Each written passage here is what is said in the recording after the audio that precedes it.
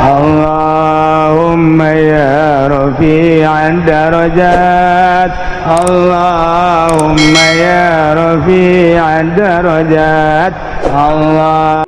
Ya masa yang nanya bagaimana hukumnya main musik seperti band dan bagaimana orang yang mendengarkan. Alat musik itu keasukan karena alatul lahwi, jadi haram mutlak. Mutlaknya jadi tengah keasukan karena alatul lahwi, jadi haram. Musik teh haram. Moal dina naon kan paling dikerebekkeun orang di neraka. Nu ngadengekeun ya makmum atuh berjamaah sarua bae. Dihijikeun nya ulah sok main musik pegawaian Kristen main musik. Ieu mah punten bagi ayu kumaha ngaos meninggal. Kurang sempurna hukum tajwidna kumaha ngomong non gitu ngajian di meninggal tajwidna kurang bagus baraka tuh baraka lamun urang kuli ngajian di maot kuli ngaranna ge teda kudu bagus makhrajna lamun teu bagus misalna huruf naon teu bagus teu sakabehna teu bagus meureun po nu kurang bagus atawa dod nu kurang bagus eta tanu disiksana nu kurang bagusna tah nu teu kudu dibayar nu gorengna tah jeung nyana doraka ulah bae tuh nu tajwid teu bagus mah kumaha gasing mayitna ngaberatkeun atawa henteu mayitna urusannya nama moal ngamomononan moal hanya doraka lamun urang tajwidna kurang bagus hitung-hitungan ekonomisna sabaraha nyana nu kurang bagusna etalah anu ngurangan kana ujrohna di samping ngurangan kana ujrohna oge ngadorakakeun ka dirina ulah mun kurang bagus makhrajna jeung tajwidna ulah wani-wani ngajian kuli kamang ngaranna kan kuli yang sorangan ge berat komo kuli ulahnya kanyahoan bagus jeung gorengna bebeja ya kabatur ngagurukeun berarti geus bagus encan ieu makhraj ieu mun encan ngaguru deui ulah waka dijual ka batu lantaran barang goreng mah dijual teh atuh murah hargana nya kitu. Duka dengan musonib dina ieu pasal rek nerangkeun habona. Aya istilah habona dina fikih. Habona teu pertanggungjawaban. Nanggung jawab nu kudu diurus. Saha teh nu kudu ngurusan. Izaid rumah tangga jeung sarwiti boga anak imah tangga geus 2 tahun tuh alhamdulillah kuari ngalahir anakna di bulan Rajab di ngaranan Muhammad Rajbi Rajab berarti teh kudu hese-hese bongana Agustus Desember Desi Oktober Oktavia babari bae jangaran mah kitu kameneran keur sasapu ngaranna teh ya Runta babari kolot bae lama kos kitu bae boga anak Hidayat teh kagarak sabulan aiprak eta Zaid jeung Sarwiti teh masyaallah cek sok gede. Badai datang berarti nyanang geus teu bisa ngendalikeun nu tadina surat cintana sehidup semati poho kuari. Surat cinta nu dijadikeun mustika kunyana diteden di handapeun lamari kuari cekcok gede luar biasa gara-garana Sarwiti SMS-an jeung lalaki sejen. Merajalela ya kuari. Awal ninggalkeun salaki di Cikupa tarololnya saya. Nah, cekcok. Ternyata teu bisa dipertahankeun. Zaid nibakeun tolak ka Sarwiti. Geus teu hayang deui aing. Taya kuari status akan pisah. Tadina tolak hiji susuganan we ka ditu bisa rujuk deui. Tanya deui ki Zaid kumaha nu kurujuk deui teu hayang aing memoal ngaletak ciduh aing. Waduh. Keras ki Zaid. Lain dirujuk tambah deui tadina tolak hiji jadi 2. Tolak deui we 2. Sugan empe menang sabulan teh sugan empe. Nah, kuari ditanya deui lantaran karak boga anak sabulan. Nah, ieu kuari ditanya deui terus henteu. Lain deui terus endahan nambahan deui hiji 3 bain kubro. Cak aing moal balik deui emang kos eueuh deui bikang. Eta kos kitu tah. Kakarak modalnya anak kuaing leuwih na ditiir kuaing. Bahasa hawa nafsu teh kos kitu. Kesimpulanna mah teu pisah bae. Nah ieu nu jadi masalah anak na saha nu ngurusan.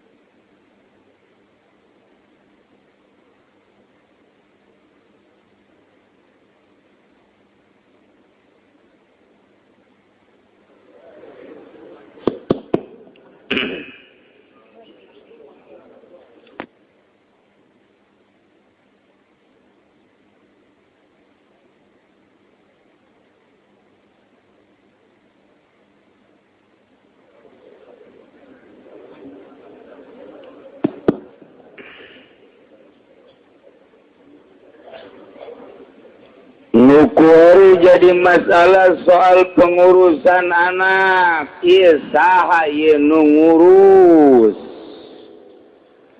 Hiji ngurusan mandianana, nyusuanana, kemudian kabelah dituna narbiahna, ngisingna, daharna, ka ieu saha nu ngurusan jeung saha nu ngabiayaan jeung datang ka iraha ngurusanana.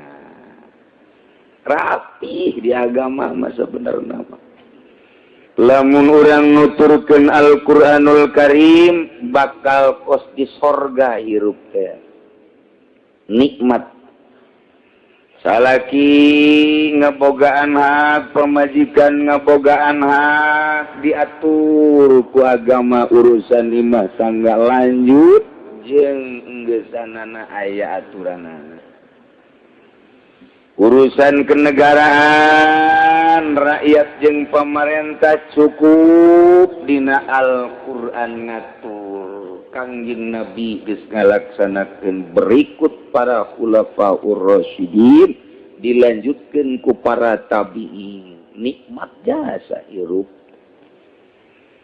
Urusan muamalah dimimiti jual beli gade menggade injem minjem minjam meminjam geus aya carana sakitu rapi.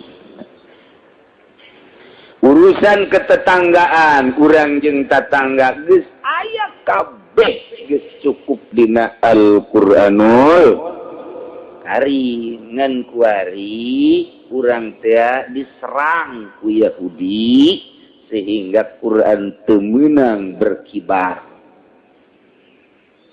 Teu meunang we Quran teh jadi tolak ukur di hiji negara. Oh mau di Indonesia macan pernah make hukum Al-Qur'anul Karim. Padahal mah di Indonesia mayoritas Islam. Teu kuat ke negara urang sebab baheula ngiblatna ka Yahudi. Terus datang ke kuari coba-coba urang hayang negakeun hukum Islam di negara perang. Kita kula mendek nanya bae endek hayang apa henteu perang. Di jero majelis yang ngomong hayang ge. Balik sia ka imah. Daek perang bong, kuda lah mending ngeridit baik,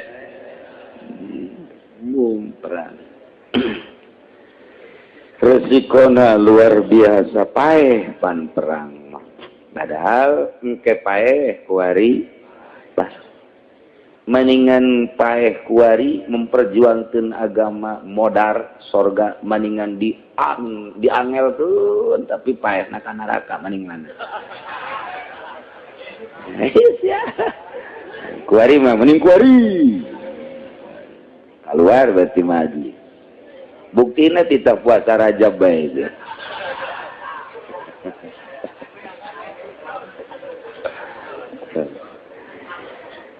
Berat negakeun agama teh pohara komo di akhir zaman kuari.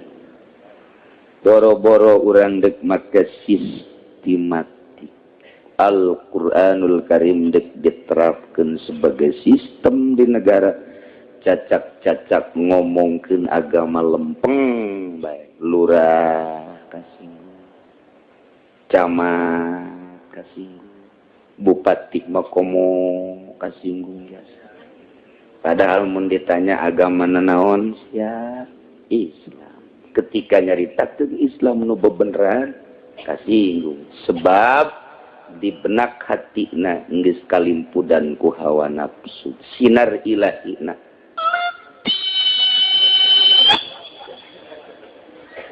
letih jasa tuh kanyawan letikna praktek agama Islamna nyana asa-asa mentak di akhirat bupati, gubernur, menteri ditimbang jeung tukang toge. Lebah iman nih mah lebah iman. Atuh beratan tukang toge. Oh, tukang toge teh berat ya. Isi ya tukang toge bisa berat gitu. Aing mah baheula ngaji bae. Aju nuturkeun agama bae sabodo ting nagara managara bae geus aing mah teu peduli. Ih, mah hantep sia mah. Emang urang gitu atuh dagang toge na rugi bae aing mah teh. Lah, pokoknya teu diarurusan. Luhur sama tukang toge dibandingkan jeung terlalu peduli tentang hukum-hukum manusia kuari nama bagus kuari jaga di akhirat nama rosak bakal pokoknya naik ke surga maka surga lantaran aya imanan ngan kekerebekan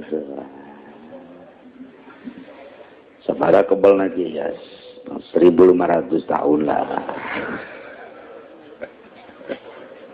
Pancene kiai mah bangun ngayakinkeun eta aing mah yakin jasa macan bae Quran. Nyana nu teu yakin jelok maca Quran. Wani disanghareupeun ka Gusti Allah. Yo ayo. Mun teu ngrebek heula sia. Itu ku yakin-yakin we eta mah. Lah cenah meureun bohong. Leg-leg kabohongan sia. Aya nyaho. Ieu mah keur nyarita. Tak urusan nu kos kieu geus alis. Al yauma akmaltu lakum dinakum wa atmamtu alaikum ni'mati wa raditu lakumul Islam. Mun can anggeus moal kadimawatan Kang kieu.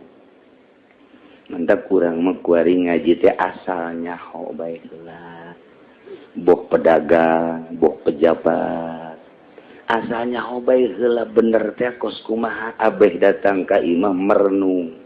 Minimal tepati sombong teh. Oh, aing teh orang tepati bener. Tah minimal kos situ bae. Ulah asa aing dasi ambay-ambayan.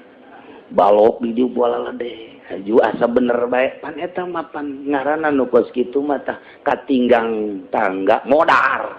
Salah aing ngomong tah. Aduh, Masya Allah. Minimal orang teh introspeksi, aing orang tepati bener nih, Masya Allah. Istighfar, tepati rosa takaburna sanajan ngajabat, sanajan bergelut di ekonomi. Di satu saat mah nyana teh berpikir hayang ngabersihan awak gitu. Sebabnya oka bener. Lamun teu oka bener mah datang ka pae pan terus bae naudzubillah min. Mendak eusina ngaji teh kadanan ku langsung dipake minimal atuh jadi koleksi bae heula di jero hati. Jang engke jaga ketika geus hayang balik ka Gusti Allah aya bahan. Mun teu dicaritakeun nu aslina deuk kira nyahoana.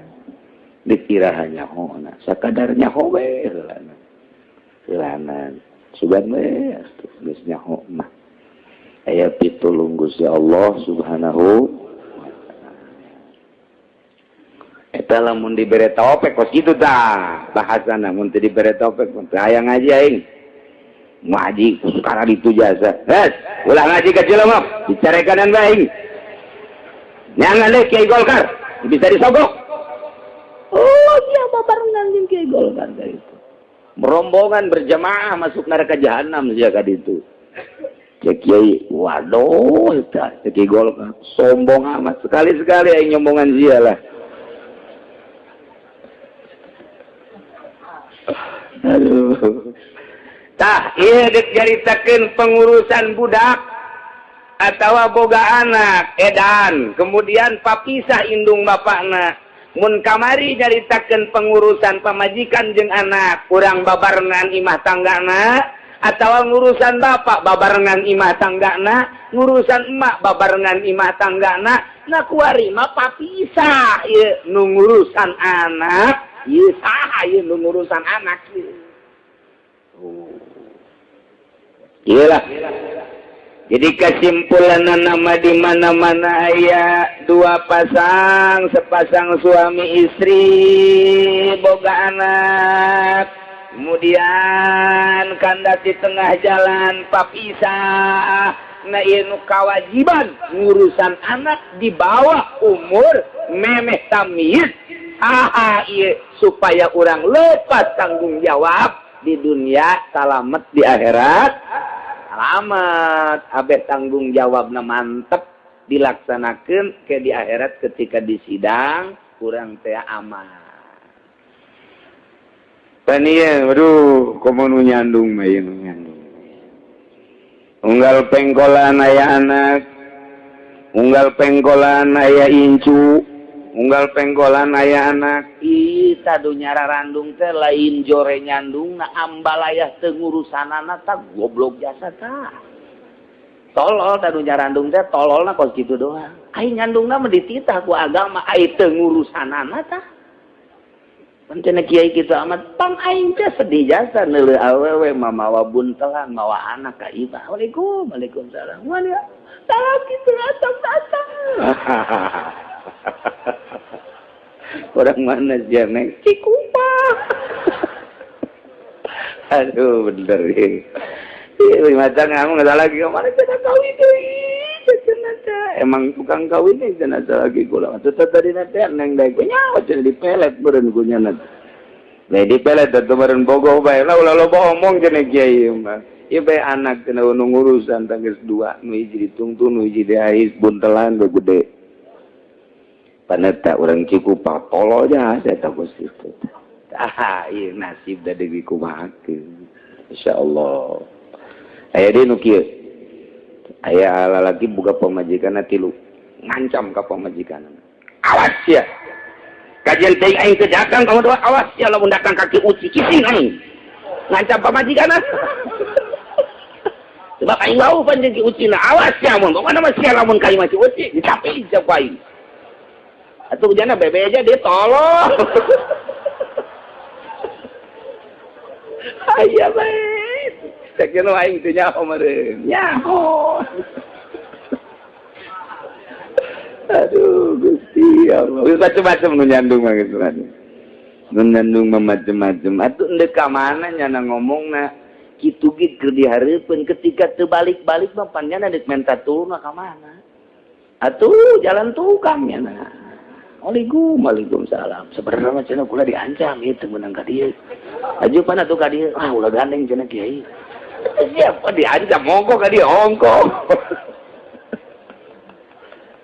aduh macam-macam nah iya hadona iya Zaid imah tangga jeung sarwiti teh kandas kemudian teu bisa dilanjut sedengkeun boga anak kakarak borosot bubulanan perlu pengurusan anu intensif anu bener-bener positif ngurusan anak teu meunang ngabaikeun ta ieu dibabkeun di dieu ngaranna bab habona eta hifzuman layas taqi ngajaga anak anu can mandiri dina urusan kahirupanana can bisa dahar sorangan can bisa ngisang sorangan can bisa make sorangan can bisaeun komo orok mah boro-boro dahar nyusu ge can bisaeun eta teh ngaranna habona pengurusan anu bener-bener kudu diperhatikeun sebab ieu mah pan manusia kitu kene huwa tarbiyatuhu jeung ngadidikna ieu supaya rapih budak teh kumaha saha ta ieu lah deuk diatur cek pikiran urang cek pikiran urang lamun aya orok kemudian papisah indung bapakna cak pikiran urang ge mun dibikeun ka bapakna moal beres moal atuh sebab bapakna mah paling urusan teh saminggu ka dituna mah paneangan deui kajian kumaha ge neangan deui emang kumaha gitu orok ieu lah pokona mah modal teh henteu mimitina mah bener bae nyana teh ribut perebut anak kabelah dituna mah terabaikan mentak di dia diatur saha ieu nu layak ngurusan anak cek di dia walinasu alyakubiha kaum wanita lebih pantas ngurusan tentang anak maka lamun lalaki ieu papisah jeung awewe papisah suami istri aya anak serahkeun urusan-pengurusan ka pamajikanana ngan soal napakah nama tetep kewajiban salaki ge lamun kadole ku urang ieu pamajikanana bakal urusan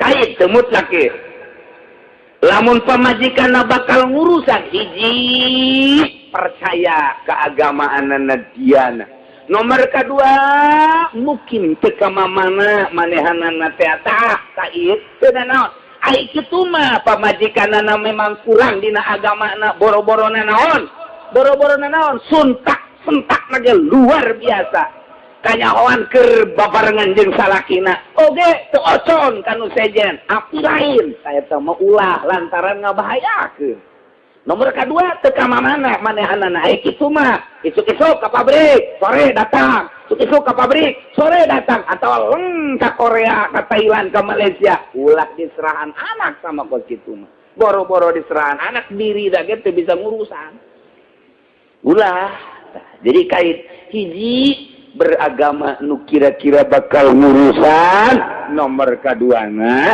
nyanana teu ka mamana atuh ka mamana mah ka mana ka Arab kumaha ka Arab sanu urusan ta ieu diatur ye helanan ye pengetkeun wal inasu wal yakubiha awewe leuwih layak leuwih pantes ngurusan eta budak baik budak nu tamyiz karena budak leutik keneh atawa teu tamyiz karena edan kurang akal nu ngurusanana tetep pamajikanana ngan nu ngabiayaan adalah salakina eta berat tap hirup kitu berat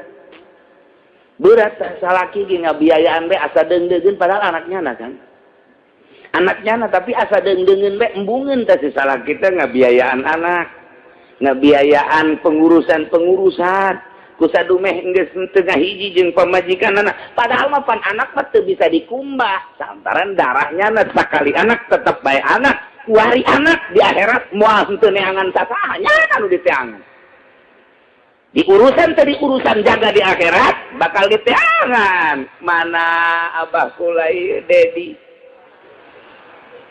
Dedi abah ka mana ieu dek minta pertanggungjawaban baheula di pasantren henteu di sakola henteu dididik henteu aju emak ge henteu dibere nafkah abah Edi ka mana ieu abah Dedi jangan malaikat teh aya coba jangan gaditu yauma yafirul mar'um min akhihi wa abihi wa ummihi lulumpatan di teangan ku bapak, ku emak, ku pamajikan, di teangan ku anak dek dipenta pertanggungjawaban anak lumpat ka masrik bo seuneu lumpat deui ka kidul seuneu lumpat deui ka wetan seuneu lumpat deui ka kaler seuneu wah mana ting poharana beureun jelema lulumpatan embung dipenta pertanggungan jawab sangkilang kukumaha lulumpatan ge jaka dieu seuneu ka ditu seuneu ujung-ujung nama kapang ya abah Dedi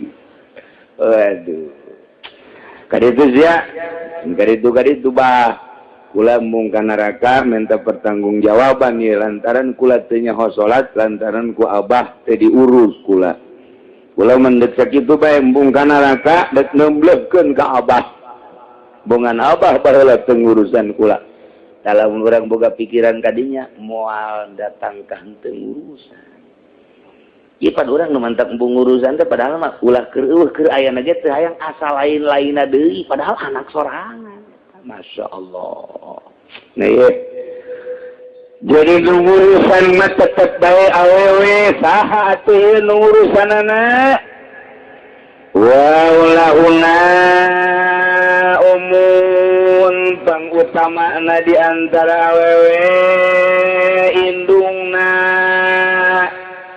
nu pangutama ngurusan eta budak indungna eta budak indungna eta budak mun bener-bener bakal ngurusan kahiji nomor kaduna teu ka mamana sakitu baheula tah tanggung jawab penuh terhadap anak teu meunang dikanu sejenkeun kudu nyana nu ngurusan sebab anaknya lamun dikanu sejenkeun eta kudu musyawarah heula jeung salakina nyokot mah nyokot ngan diuruskeun ka batur pan eta ngaranna tambah tali tambah daun sebab nu ngurusan anakna nu ngabiayaan ge eta salakina engke nu ngurusan ngabiayaan anu ngurusannya ge salakina keneh di agama tetep kudu musyawarah heula mun lain emakna nu ngurusan bebeja heula ka salakina tapi di negara demokrasi mah pan lain kitu ribut perebut anak sidang ke meja hijau nguruskeun ribut urusan anak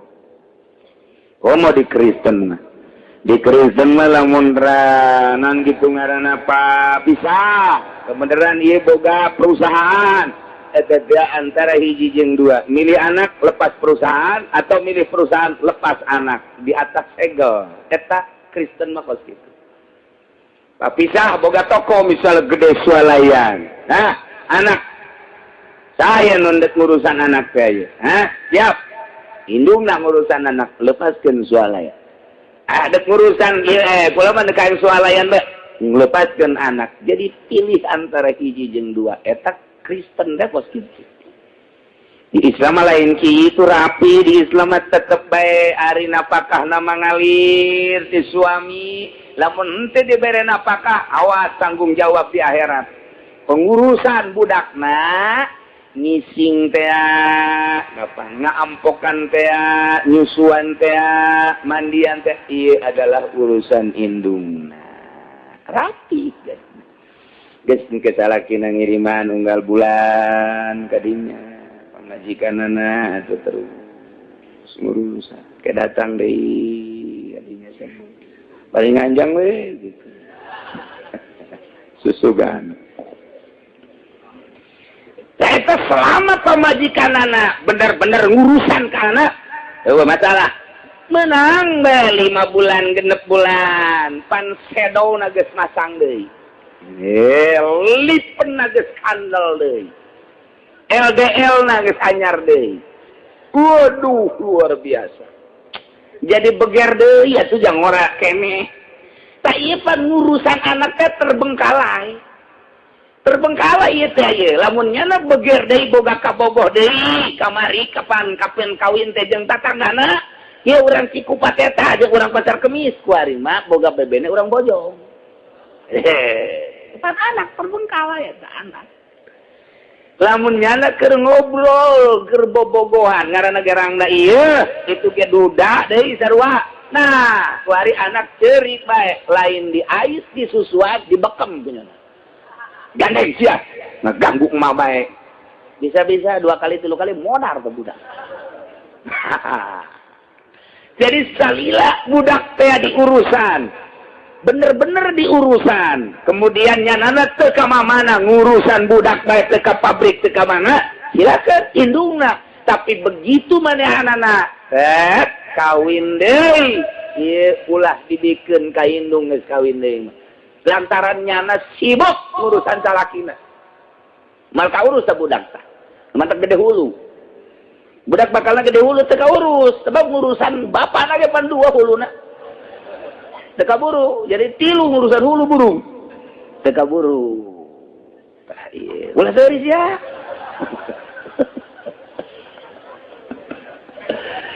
Ieu teh salila can kawin di sarwiti, silakeun ngurusan eta budak ketika geus kawin, musyawarah deui jeung salakina. Musyawarah. Aya naon dipanggil teh lain kula kamari ieu mah ngurusan anak teh lantaran can kawin, kuari mah geus kawin ngal sorangan kan ai anak batur mah kula anak sorangan ai salaki mah. Ngaranna ge anak tere aya bejana ku ayeuna sakitu teh ieu mah neuk musyawarah deuk kumaha ngurusan budak. Oh, kadea kan. Bawa ku salakina uruskeun ka batur. Atawa dimusyawarahkeun mun teu ngurusan indungna. Naye ummahatun yudlina biinasin. Lamun geus teu bisa ngurusan tasik makna ka eta anak, hiji lantaran kurang agama atawa teu ngurusan teh lantaran ditinggal-tinggalkeun bae ka pabrik komo ka luar negeri, atawa teu ngurusan teh lantaran kawin deui sibuk urusan salaki. Wari pindah pengurusan anak dengan musyawarah. Ummahatun ka mana teh berarti makolot yudlina diinasib terus baik ulah kapisah kusasa mana eta budak boga emak ta eta nu ngurusan mun urung eta teu ngurusan mana emak saha uyut mun uyut na teu bisa ngurusan mana emak bau mun bau na teu bisa ngurusan mana emak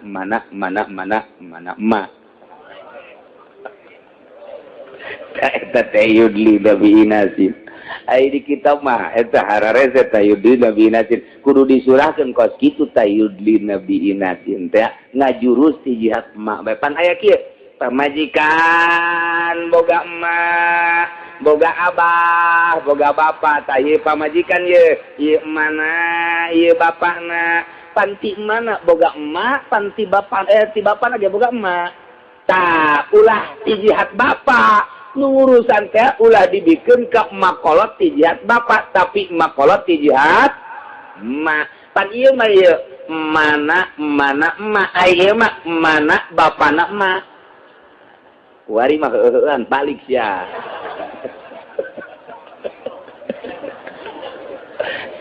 kerok eta kitu ya keur carita yudlina ai santri mah di kitabnya didoloskan aya yudlina bi inasin kumaha ya takos kitu tah jadi nu ngajurus makna mana emak mana emak mana emak kitu eta mah anu ngurusan eta kurang sebab kapisah ku bapak lain deui karakter kapisah ku bapak lain deui karakter tapi lamun ngajurus mana eta leuleuy beda awewe mah ka anak teh nyaah bae ka anak teh deudeuh bae nu mantap kuari mah kaget di akhir zaman mah lamun aya emak micieun anak kaget biasana sanajan anak haram anak zina anak jadah ka anak mah deudeuh bae tapi di tahun 2000 ka dieu ka deudeuh loba nu micieun anak di Sanghyang dipicieun di hareupeun lawang di Cikupa di hareupeun lawang di Pasar Kemis dipicieun ka Ranca Pondok loba bae pokona eta teh kuarima awewe teh dipicieun ka nyaah kanu jadi anak teu inget pagaweannya na baheula mah sanajan anak haram sanajan anak zina tetep deudeuh jeung nyaah teh aya dicabut di akhir zaman mah dipicieun bae aya nu dicacak anak teh aya nu dicekek anak teh aya nu dipicieun ka walungan anak teh dipicieun ka sawah dipicieun ka pasar aya nu diantepkeun bae di rumah sakit sua bodoh teuing teu nyaah berarti kan ka anak ieu lah di akhir zaman nantek tetep sakitu nyaahna indung kanu jadi anak tetep baik musyawarahkeun urusan pengurusan lantaran ieu mah lain kucing tapi kan ieu mah manusia apa pengurusanana hiji urusan dahar nginum jeung pakena nomor kedua urusan ngalempangkeun pikiranana didikan tarbiyahna ieu engke ieu keuna pisaeun maca Quran keuna nyahoan ka hukum Islam keuna pinter dina beragama na pan eta nu kudu ngadidik awalan indung nah ieu wal inasu al yakubiha mun indungna ieu geus teu bisa maka engke pindah kuari ka mana emak berarti emak kolot geus wa aulahunna umun sang utama nama mana nurusan summa ummahatun yudlina bi inasin ngan kayu qaddamu aqrabuhunna lakeun nupang handap-handapna nupang deket-deket mimiti makna eta budak dengan biaya salaki sing ade mun mana geus teu mampueun lantaran geus teu kepercaya mana emak tetep biaya ti salakina kena ti bapana eta budak mana emak nage geus teu bisaeun na ieu kakara ka mana emak berarti cek ngomong urang nama mimiti mana teu mampu makolotna geus embungeun keneh ngurus lantaran teu kasiwer adalah uyutna teu kasiwer adalah baona teu kasiwer beuki eueuh sebenarnya ngan ngomong doang teu beuki ka ditu geus cari tulang sebenarnya mah ngan carita ngomong teh kos kitu yuqaddamu aqrabuna ulah kieu ye aya makolotna aya uyutna aya baona panjang umur ya baona ye panjang umur 150 tahun meureun ya umurna ye aya makolot aya uyut aya baona eta teh ulah dibikeun ka bao atawa ka oyot tapi ka makolot heula nini heula kakara ulah ka uyut atau ulah ka bao na ieu kanan kitu ngaranna uyut heula salila aya keneh akroban uyut batan bau wal jadid wallahu a'lam. Nu jelas nu geus karolot mah beureunanan alhamdulillah boga rarasaan beureunyana bakal moal kapanggih deui jeung Muharram tahun hari siap-siap nyana geus neuleuan tempat berbaring untuk selama-lamana deres mun boga pikiran kos kitu mah nu ngomong kitu haju terus bae nonton TV eta gedebul ngaranna bohong. Jelema nu mempersiapkeun diri jang ka akhirat mah moal daek nonton TV, moal daek ngeredit, moal daek maksiat. Sebab nyana inget bakal tereh jasa. Urang mah guari teh nu mentak daek maksiat asa kebal keneh di dunia. Tenang-tenang we padahal kuari loba jasa nu maot ngadadak. Nu maot ngadadak kamari dicelongo keur diuk we kebal diuk. Ditoel jak kebal teuing diukna. Horeng mau. Mun dihitungan geus loba jasa jamaah urang di dieu aktif minggu dalam rangka kunjungan tugas ka Jambi. Di Jambi maot Pak Haji Sudiro orang bacakeun Fatihah keur anjeunna mudah-mudahan dihampura sakabeh dosana ditempatkeun dina rahmat Allah caangkeun dilegakeun kuburanana bi barakati Ummil Quran Al-Fatihah. Bismillahirrahmanirrahim. Alhamdulillahirabbil alamin arrahmanirrahim maliki yaumiddin iyyaka na'budu wa iyyaka nasta'in ihdinas siratal mustaqim siratal ladzina an'amta 'alaihim ghairil maghdubi 'alaihim waladdallin.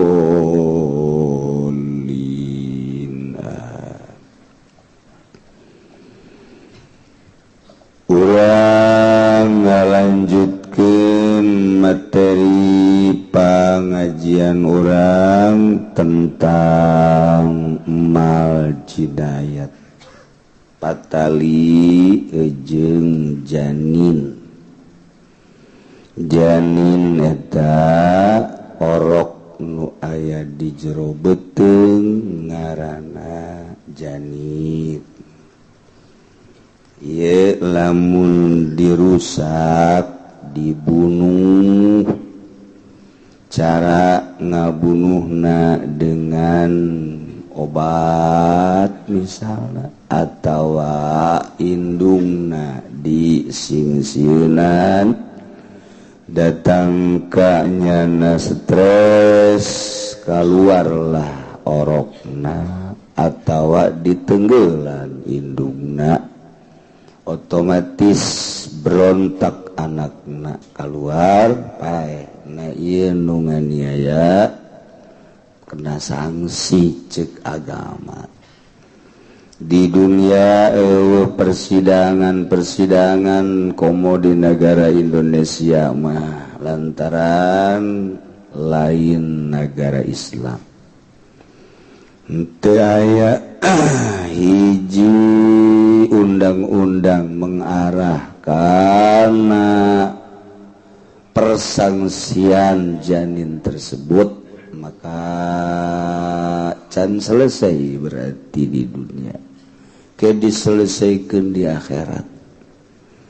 Seluruh perkara-perkara anu can selesai di dunia ke di akhirat diselesaikan nana di Rabbul Jalil. Masya Allah, taksin hararade hutang-hutang can selesai ke di akhirat diselesaikeun nyabok ninju ngarengkas baheula keur ngora can geus datang ka kuar di akhirat ke diselesaikeun urang kungsi nampiling jelema ieu asa gagah asa menang ke di akhirat anu bakal diproses adil-adilna jeung sajujur-jujur.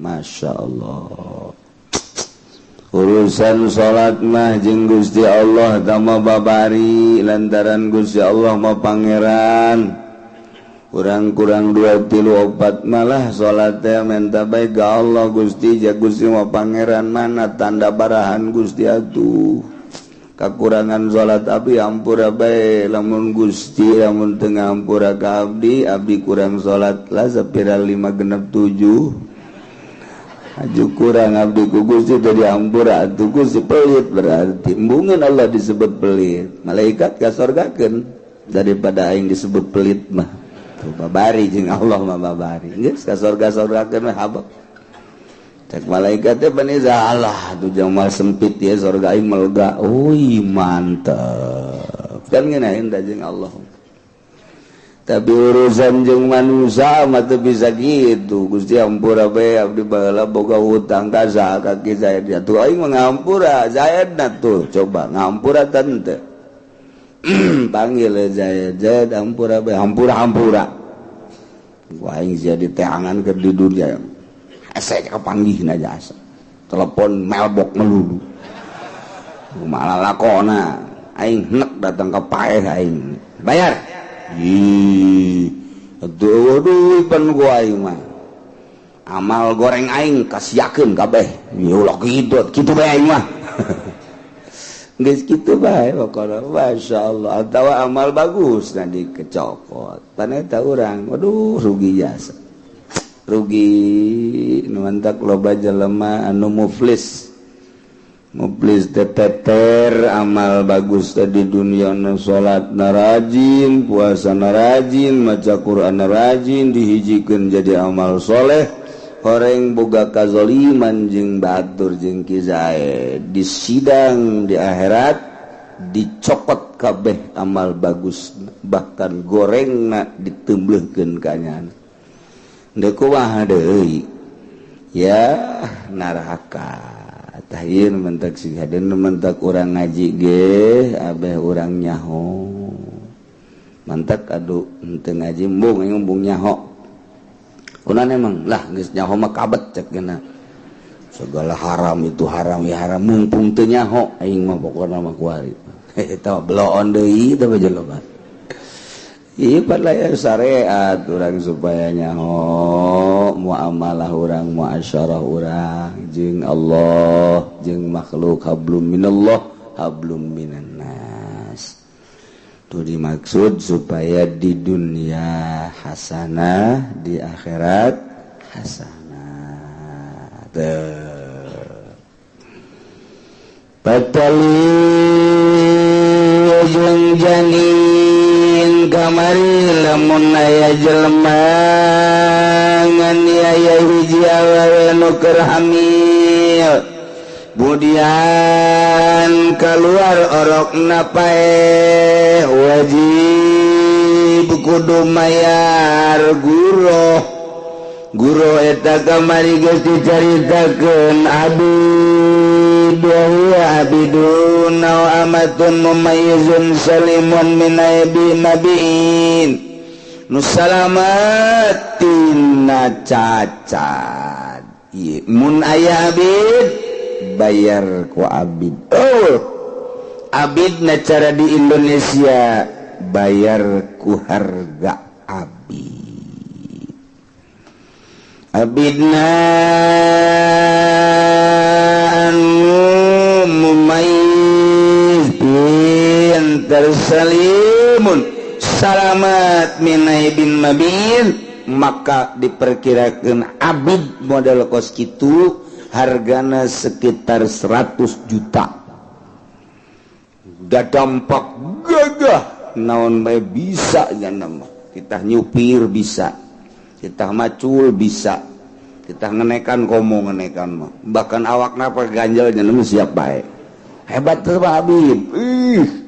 Kita gitu nungguan warung cincin mana pan aja lu mati nungguan warung hees teu betah urang geuleuh kos kitu teh ai cincin nya nama aya nu balanja sibet tah bahasa sibet itu bahasa Korea itu sibet nya nama cincin sibet tah nu balanja atuh nya nama ngagantung-gantungkeun kurupuk malah anu leuwih mah di dahar kunya sibet di tengaranan kos gitu.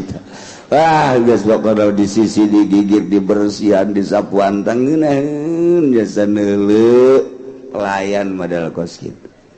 Kos tukang bas teh lamun kadeuna sibet urang ge ngeunaheun neuleuhna. Masyaallah resep. Ieu mah tukang bas kedeung-kedeung ki kotrek ragajina nang melikeun urang dikikir dek iraha majuna menang datang ka jam 2 nyeun gagang rimbas ya jasa tukang bas masyaallah ngeluk bae urut-urutanana disebut tatalna baheula mah tukang bas teh disapukeun dikumpulkeun dideleng isukan datang kadinya teh geus rapih tukang bas baheula mah kos kitu nu kasaktian ku urang ngeunaheun urang nu boga imahna ku hari datang 9:30 tas ngojek heula ngopi nyana sajam 10:30 digawe aju azan bae dahar nyana aju tas dahar ngarokok 3 amboh kira digawe nih si budak terus garoko gawe di azan asar Masya Allah jadi nyana nu digawe nu boga iman nu loksun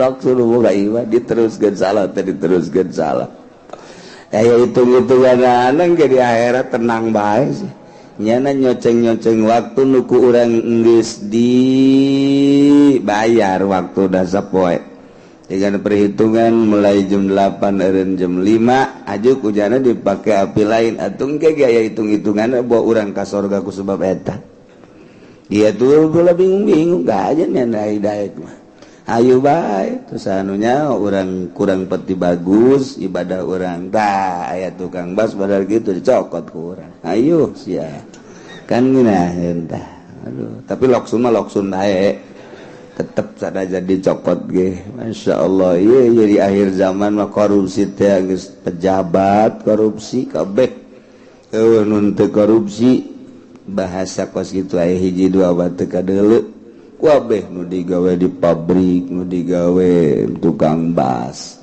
baheula mah sasapu tak zadeukes eureunan bae sok aju dibeleum ngeleput dan boga imah peuting kadinya teh betah kuliwa ku ayeuna mah pas solengkrah bahkan nyana digawe ge isukna neangan ragaji ragaji aing ka mana ragaji ku sia tuh lain dicokot atuh lain di gitu ampihan teh ta ieu di akhir zaman model kos kari masyaallah kasih betah aya sibet teuing deui maling tungtung ya Allah ya Rabbi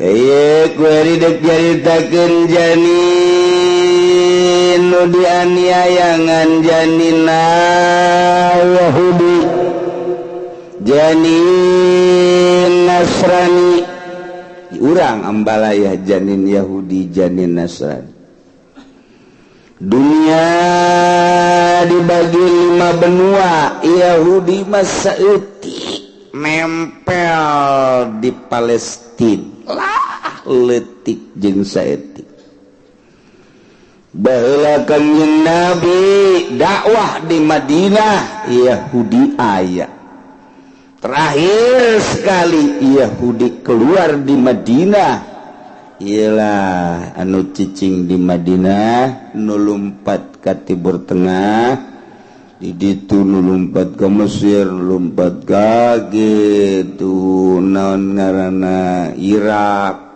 Turki aya nuka Eropa aya nuka Amerika Yahudi. Nah didinya nyana nungtut hayang boga negara teu boga negaranya nama kuari nungtut hayang boga negara maksa sababaraha kali baheula termasuk jajahan Turki teu memberikan duk dibere sabaraha dolar bae ge real teu daekeun setelah kitu kabelah dieuna maka direferensinya nanti teh cicing didinya akhirnya ngaku datang ke kuari letik tapi nyana bisa gagah jeung kuat persekokolan jeung persekutuan jeung Amerika terus bae nagarana letik tapi dunia kabeh geus dikuasai ku Yahudi. Urang kuari ge emang teu dikuasai ku Yahudi atuh Yahudi nu boga duit sadunya pang luar biasana George Soros Yahudi anu urang bangga asup ka Indonesia waktu memeh reformasi teh kudaon jadi bangga nyana teh bangun mere ka urang mere gitu pinjaman horenganan di per detik iya orang muasi keneh terus baik iya orang Malaysia kabeh ASEAN nah teh kabeh main terus kuari ngabangun aya misi Yahudinisasi Kristenisasi terus baik waduh bakal maruncul gereja-gereja ke di urang nu ngabangun masjid mah aya nu teu anggeus lantaran nu sugihna kurang peduli nu susah geus teu mikiran masjid teu anggeus ngabengkeng tanahna dipermasalahkeun nyana mah ngabangunan terus bae bakal paruncul terus lain lalagaan bakal ngeplak ka ditu Sumarekon eta teh di jerona bakal pikumahaeun Ikir carita Yahudi Nasrani Ambalaya malah pamimpin Jakarta guys Yahudi deh gua. Namun kejadian ke dilantik berarti kiai di bawah telunjuk Yahudi Ustadz Jakarta deh kumaha Ahok CS ya mantap ge Masya Allah. Orang kamari memperjuangkan teh lain ku bagus-bagus amat Prabowo teh lain sarua bae bakal ngalaksanakeun nama demokrasi cuman lamun menang Ahok nyana berarti ninggalkeun gubernur nu jadi menang gitu Jokowi Ahok kan wakil nah, memperjuangkan eta doang supaya Ahok ulah jadi gubernur keun bae Jokowi jadi gubernur lain gitu pan Pak Haji nyolok Jokowi jadi bere duit 50.000 ya Allah ini bere 100.000 aya nukup tiung dan lain-lain sebagainya ya masalah baik bayangan terjadilah kuari seperti kieu koski kuari Jakarta dipimpin ku Yahudi tidak menutup kemungkinan ke kadieu ka Tangerang bupatina Yahudi terus ka Serang Rengkas terus dari itu aja kumaha ada karuade mantap persiapkan calon-calon tuh ulah datang ke Yahudi nu naik koskilah kejadian judi laluhur geus teu bareres teu bisa diatur DPR teh deuk nyeun DPR tandingan engke mah meureun aya presiden tandingan atuh nagara belah dua bae ku sia ieu geus kos kitu urang neuleuh para penggede urang seperti kitu urang mah sapira urang rakyat lah neuleukeun nyana dangan kesal doang kesel lamun baheula cak Gus Dur DPR TTK kuari mah diturunkeun PAUD Masya Allah kari urang hirup di zaman akhir mantak salametkeun diri urang ulah kabawa sakaba-kaba sing hade iman keyakinan di akhir masa gilek sagilekna cek Kangjeng Nabi isuk-isuk iman kene sore iman coplok sore iman isuk-isuk iman bakal coplok beuh pohara sahabat kenanya kok pohara amat lantaran fitnah nangis lain di luar ararasup ka imah sahabat kayak gede arasup ka imah kumaha maksud fitnah teh arasup ka imah ku ari ka harti ku urang informasi Amerika, Prancis, Jerman, Inggris, Belanda, Arab arasup ka imah urang urang lamun ningali televisi ti isuk data ga isuk deui poho dahar poho ngising-ngising aja bila perlu ngising di hareupeun TV ngising hees di hareupeun TV dahar bageus puguh komo kuari internet loba jasa kuari nu ngagu berguru di internet berguru geus puguh politik berguru ekonomi berguru ngaji kuari mah di internet aya nu ngaji istiqomah wae di internet masih kedeh di maaf lah syariat mah artina fikih geus berguru tauhid berguruna di televisi atau di internet kabelah dituna torikoh teh ngaguruna di internet Masya Allah jadinya na boga guru Syekh Google ya Allah mau arah di akhir zaman akibat dadu teh jauh arah totorekatan Masya Allah aya nu hahakekatan Gusti Allah batak sih ade kaliru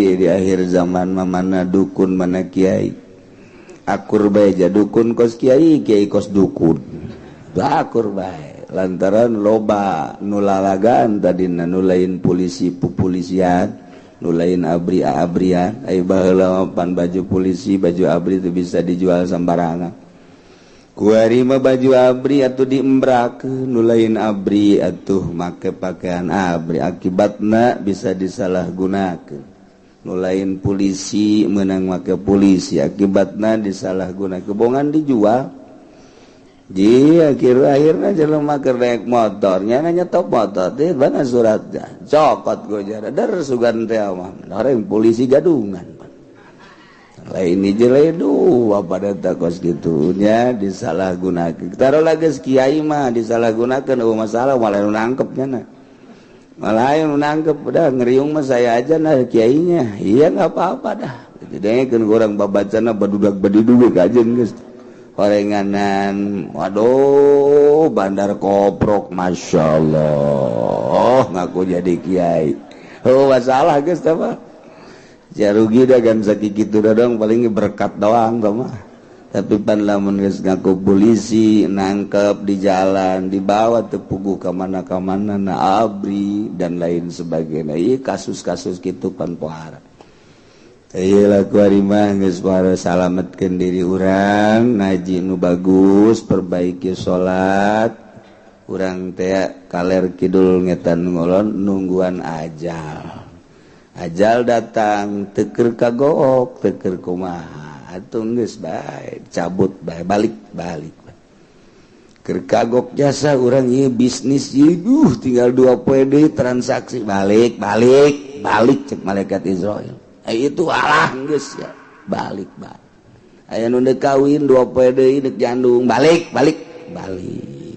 atuh saminggu bae teu bisa cek malaikat Israil saminggu geus balik kagok karena keur kagok ya Allah tan mantap puas urang maot geus ngalaksanakeun perintah Allah salat rapi puasa rapi zakat rapi haji geus tur rapi geus perintah Allah sakitu ketika urang dicabut nyawa teh geus puas atuh mangga bae Gusti jang geus urusan narima jeung teu nama atuh tah urusan Gusti abdi mangan geus ngalaksanakeun perintah Gusti bae ngan nya atuh datang ka ditu teu ditarima mah asa kamalinaan amat Gusti ngomong gitu nya ka pangeran da geus atuh geus itu geus ditarima bae tapi cenah zat teu khusu walatu urusan khusu ngaranna ge hese Gusti teh mah penting mah tarang harideung teh deuleu tah jahe nya sia ieu sujud tadi badug-badugeun campur-campur aduh ya Allah ya Karim Jalinal Yahudi awin Nasrani laka muslimin cek segala kos janin muslim dina pada bayar gurroh aya wewe ngaranna Agustina waduh Agustina mah teh frekuensi Agustina Orenganan manehna agamana Yahudi atau Kristen sarua Yahudi jeung Kristen teh kos kitu keneh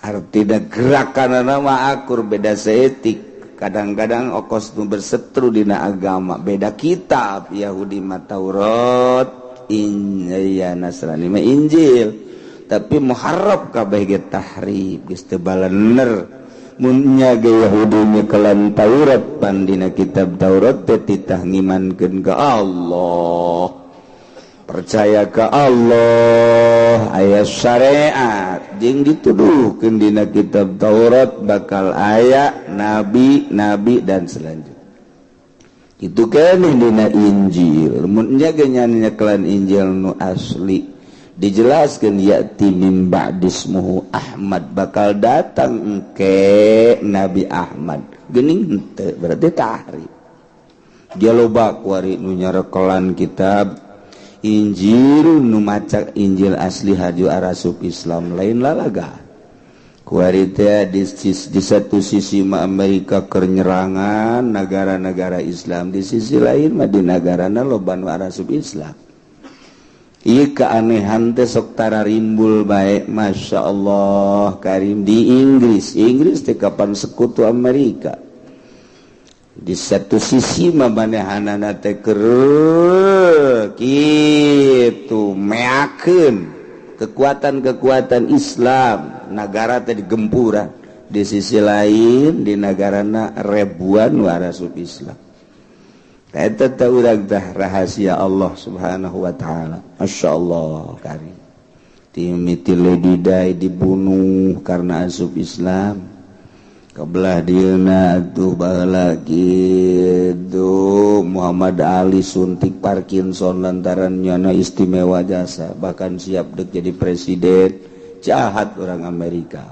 dipayahan mante ngan kos robot suntik kabelah dieuna terus kitu Michael Jackson tat bunuh kararitu di Amerika jahat asal geus kadeuleu asup Islam jeung bakal ngembangkeun Islam dibunuh bae teu saha komo eta deui di nagarana atuh di luar negara ge dibunuh bae masyaallah kan kekuatan Islam terletak pada mujahid fisabilillah di mana aya gerakan perang mujahidin fisabilillah aya bae hese urang nyaritakeunana jalan mana boro-boro di negara tetangga di Irak mujahidin aya di Iran mujahidin aya di Mesir mujahidin aya Suriah mujahidin aya Amerika kan intelna luar biasa kok ieu mujahid aya bae jeung teu beak-beak bahkan dituna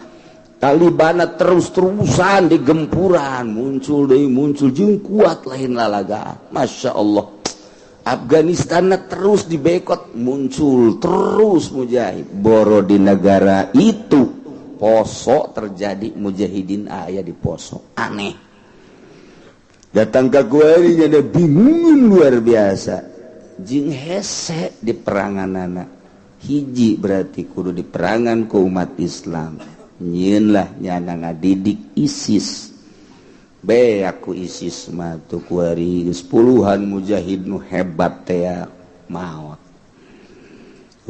kuari geus ngerembet geus puguh kitu di Irak geus puguh naik ke Suriah terus ka Yaman be kuari ISIS di Indonesia ge ISIS teh aya. Gila tah keistimewaan jeung kehebatan Amerika teh seperti kitu di Indonesia bae ISIS teh geus aya. Deuk wah coba. Ayo. Maksudnya ISIS nu mana ieu Kiai? ISIS nu aya di Indonesia mah istri santri. ISIS beneran aya. Tah itu Amerika bahasa geus jebarkeun bae kos kitu. Eta keur carita urang sangat khawatir, tapi atuh aya nu bogana ieu Gusti Allah nyanggakeun we sadaya-daya ka Gusti Allah. Ngan tetep ai besi mah asah. Besi kuari nu boga besi asah, nu boga gitu naon ngaranna cimande asah ulah kekerpekan bepuguh. Pake perang coba kuari. Anu boga bangsa gitu naon ngaranna kalong wewe permainan kalong wewe aya eta asa ya cimacan bangsa nu karitas besi ge curudul tapi di Indonesia sih teh bang geus pohara maksudna sanajan bupati lagi geus tenang-tenang bae nya nama kumaha tenang mun perang teh di ayo diteruskeun bae rakyat kena terus bae pararaya Allah susu kuloba-lobana di urang lomba geus mimiti ayeuna Cikupa perang siap perang beak Cikupa bojong beak Blaraja jisa Tangerang bae kan di luar negeri bapak saya etik jelema saeutik di Arab bae urang neuli jelema sakitu-sakitu bae di Arab sakitu-sakitu bae teh urang ai ka Arab teh tapi kan di Indonesia mah Masya Allah satahun bae urang teu nyaba ka Cikupa waduh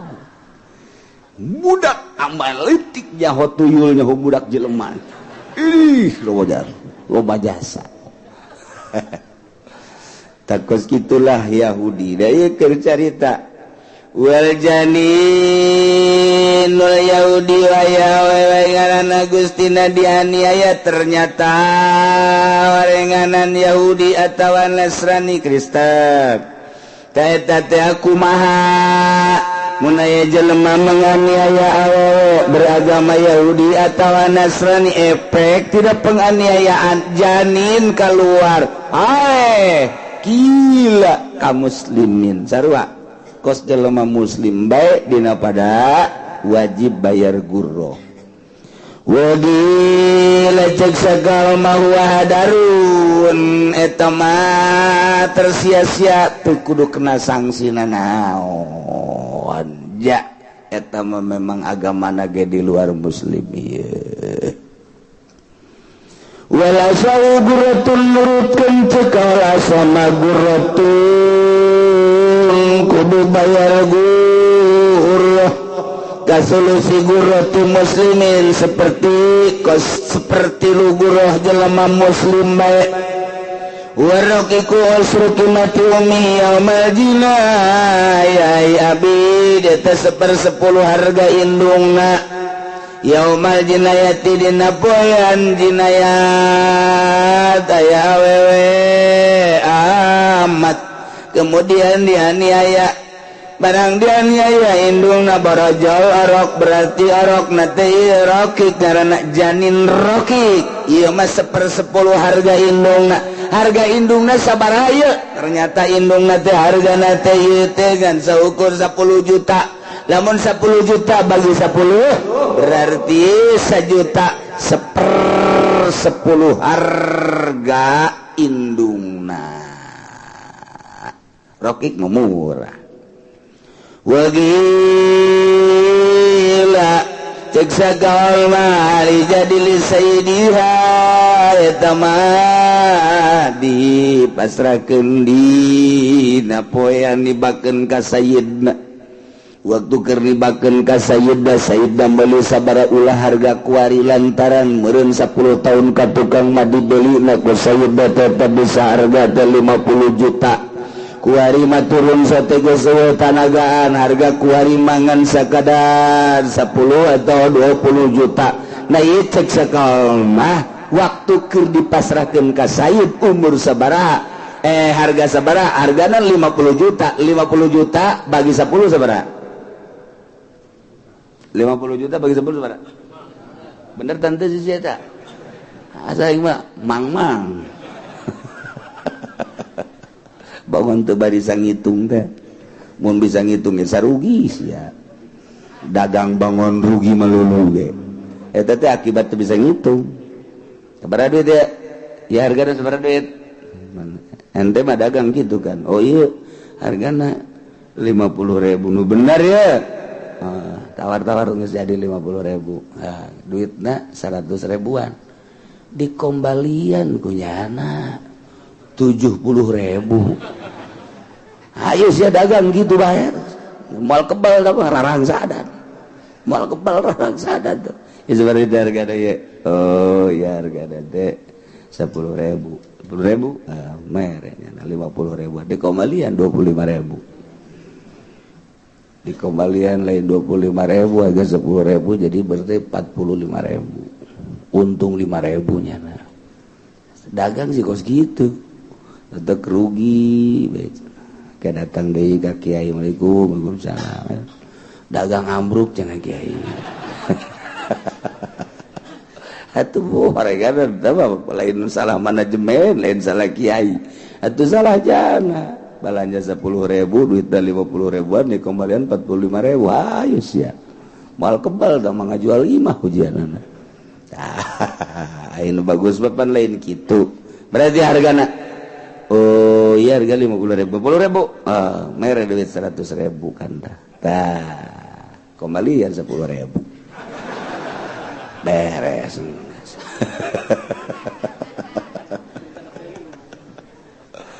Aduh korupsi saeutik.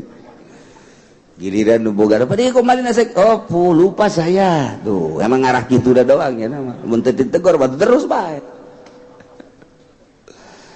Masya Allah. Jadi beda ongkos urang boga angkot kendaraan nu kurang dipakai bisnis wajib per tahun teh kudu dizakatan berikut barangna.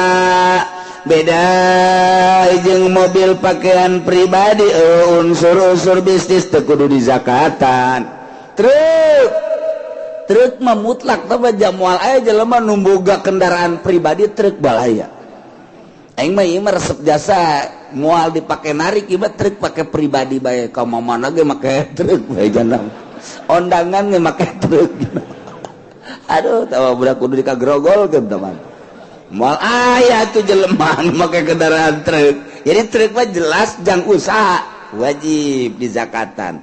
Angkot moal aya jelema nu boga mobil pribadi angkot 08. Tapi ieu mah jang pakaian pribadi bae teu dipake narik. Ka mana ge make 08 bae. Ka Jakarta ka mana ge 08 bae manehanana. Terus resep jadi make angkot teh resep. Moal aya jelema berpikiran seperti kitu. Mantak ancul-anculan gayang boga kelas. Ieu cenah geus kabet jasa ieu usaha yang geura boga bae. Emang kunaon kitu yang meuli kijang cek cenah teh ieu. Jadi ieu naik mobil angkot bae ka mana teu betah. Kos kitu pan rata-rata anu jelema mah. Ieu sia duduk sukan teh ieu usaha kunaon teh aing kakarak boga motor doang minimal hayang boga losbak lah heulanan tuh naeknya. Ti losbak hayang boga Avanza, ti Avanza hayang boga kijang. Kitu bae ta dunia mah. Eueuh nu kieu aing geus karesel ya sugih. Mana teh? Bae tiba heula aing naik Maybach, naik Lexus, beladirna naik kijang aing kuari mah aya geus naik angkot lah.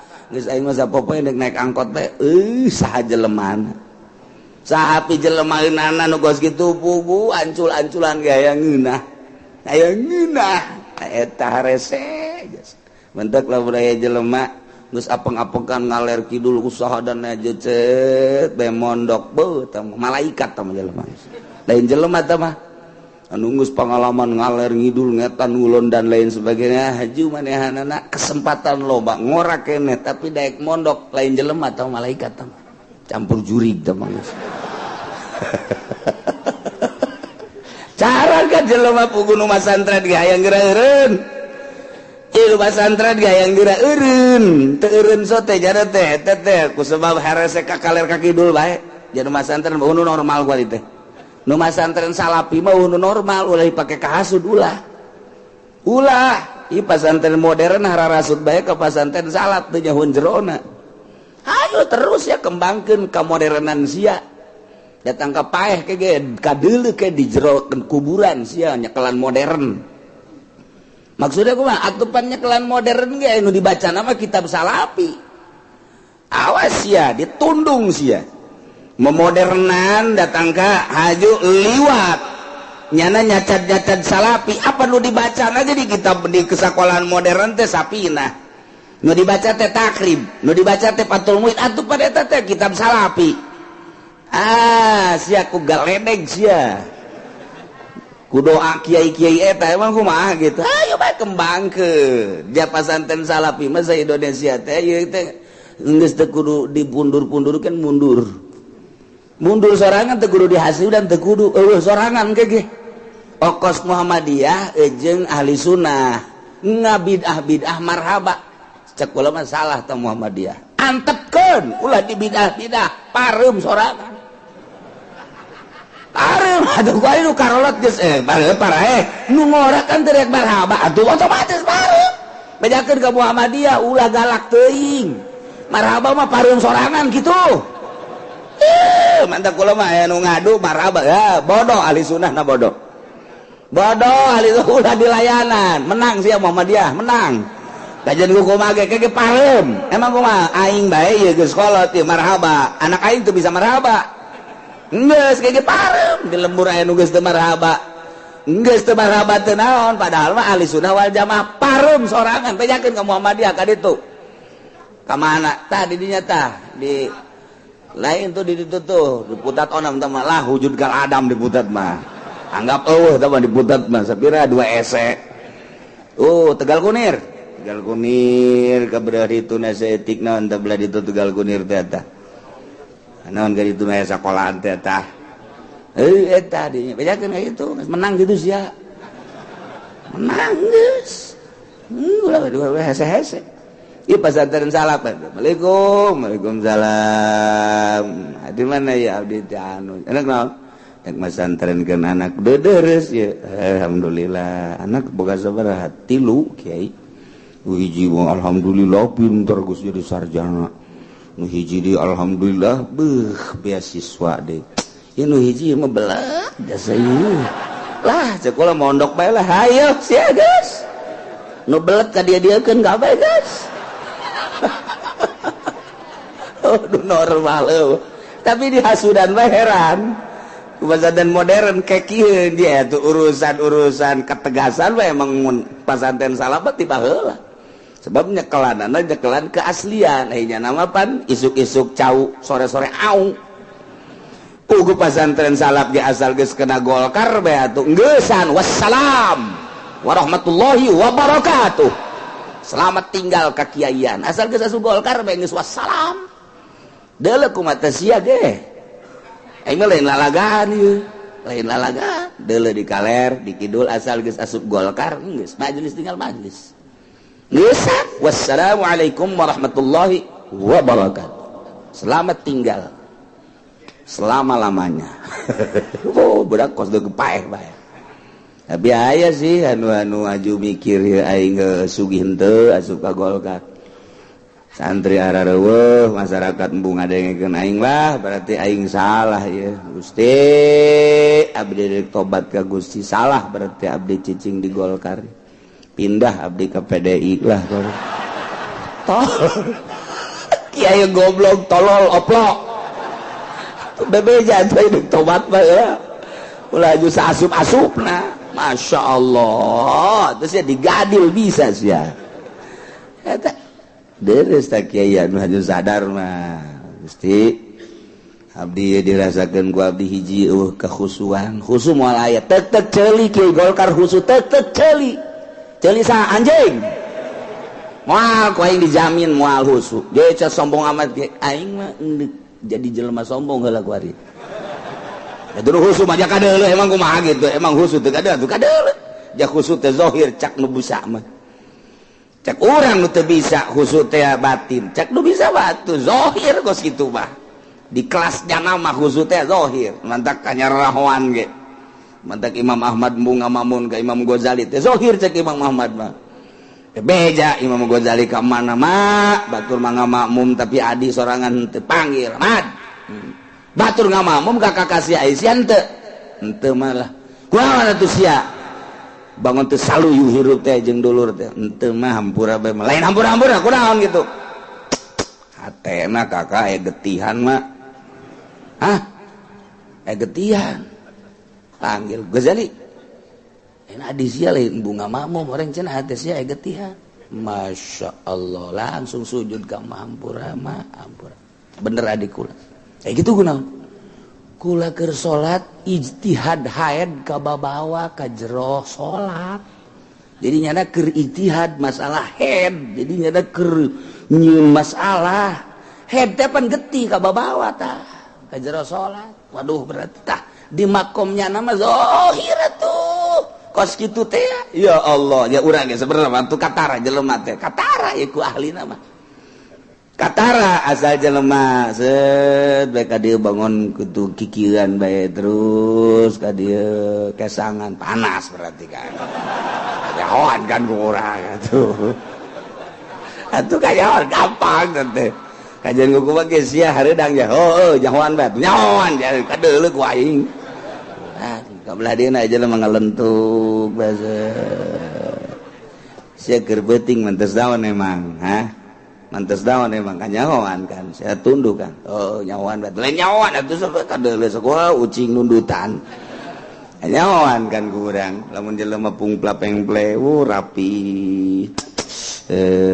rapi lah bajuna rapi dan lain-lain sebagainya rapi oh berarti balik gitu balik ka kolotnakeun gitu tuh kajarahoan tuh kabeh tuh zahir geus karar itu teh zahir tak kabelah dieuna asal kadeuleu ku urang silana diukna ku batur teu kajawan nyaho oh berarti kabelah dieuna salatna dan lain kajawan di makomna mantak jelema asal ka Golkar unusu wah cenah sombong siapa sok kitu bae sih ka aing teh teu percaya teh eueuh sebabna bensin jadi cenah teu didahar jadi majelis sarua ka babawa salat teu bisa dinolkeun tobat kuduna hampura Gusti lamun bisa tobat balik deui coba mantak kula nanya bah eta sih tobat aku mah beuleum pondokna tegas abah mah kos gitu ban gua lain pondok tah kos itu mah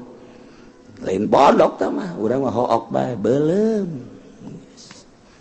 teh hartina lainna naon sing nyaan nolkeunana ka Allah mah hese tobat hampura Gusti abdi teh lah kula saran geus teu kapake ieu di Golkar tobat aya tobat sih geus teu kapake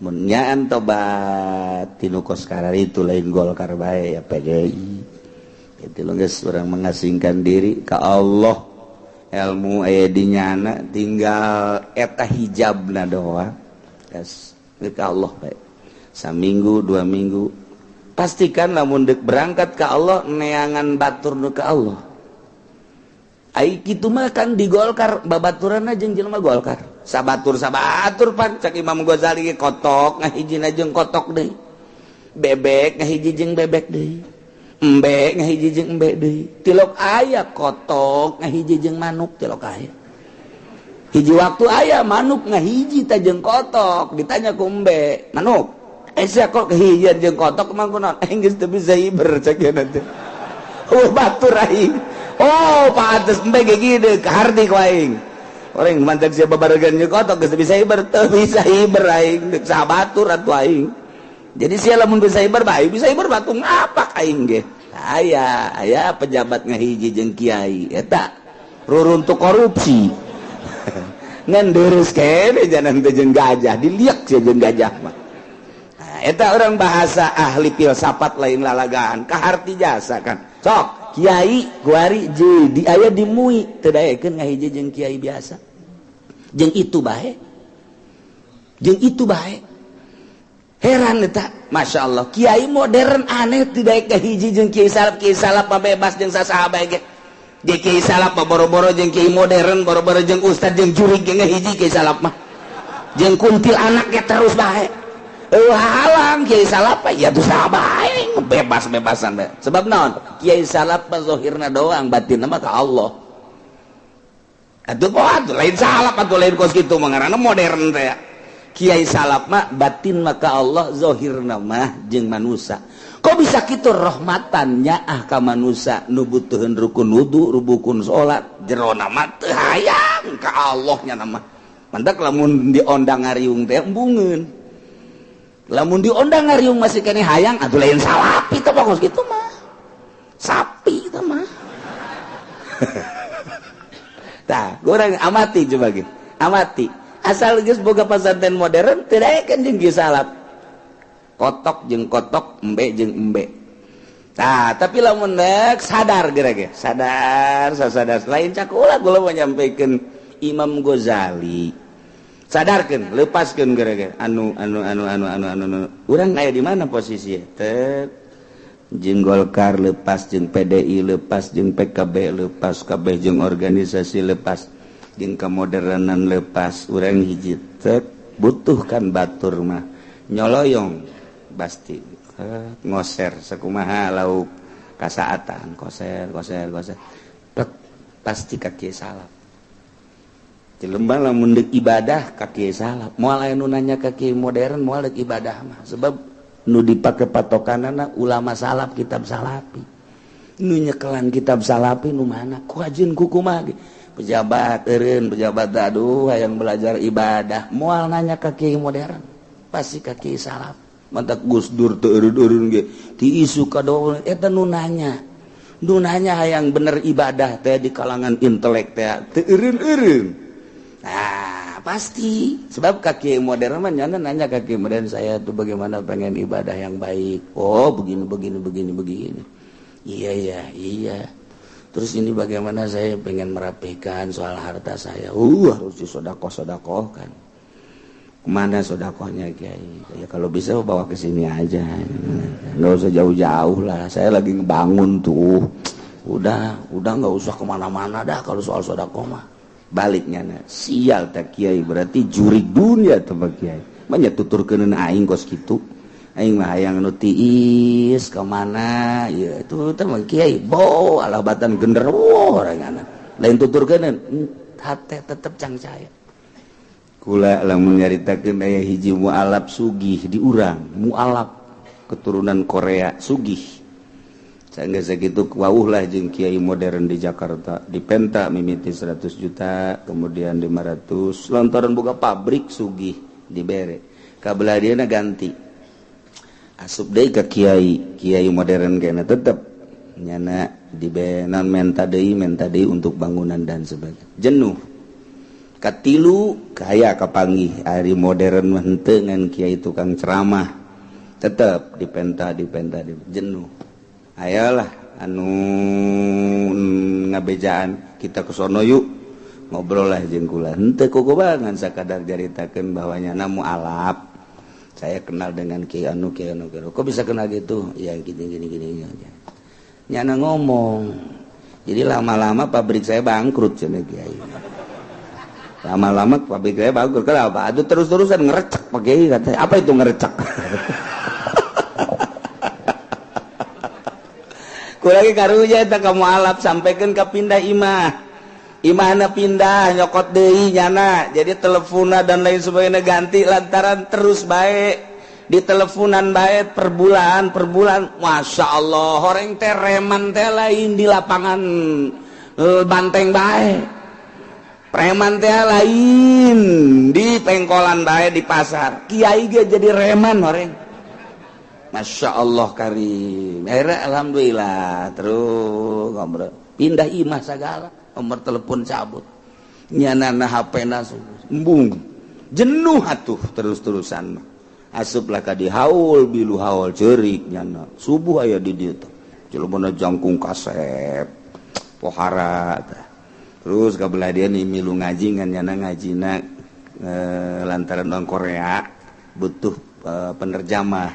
Jadi nyana ngaji di mobil, aya nu nerjemahkeun anak. nerjemahkeun minta duit dipecat ku jana. Urusan maksudnya jadi haju bae terjemahkeun Gus sia ulah sok yang dibayar engke ku aing sia yang naon dibere boga kena pabrik ku ari masih pabrik mau lebih jakeun ku kula kitulah salah seorang mualaf turunan Korea ngarasa jenuh lantaran dipenta teh barang asup ka dieu tiis jana dipenta henteu meren teu atuh geus masalah ya nangis sabaraha milu haul ka dieu terus kadang ngobrol aya waktu mah cing kula tah kitu tiis kakarak nyana minta petunjuk bejakeun ki alhamdulillah per detik ieu istrina mencan asup Islam mencan asup Islam nyana mah geus bagus jasa ibadahna terus kumaha enggak bagaimana terus kawin lagi enggak cenah teh enggak dulu maksudnya ngarahan pamajikanna supaya asup Islam saimah rejeung tapi pamajikan teh Islam nyanana Islam beda kamar terus nanti malam suka ngetrok-ngetrok enggak jadi nanti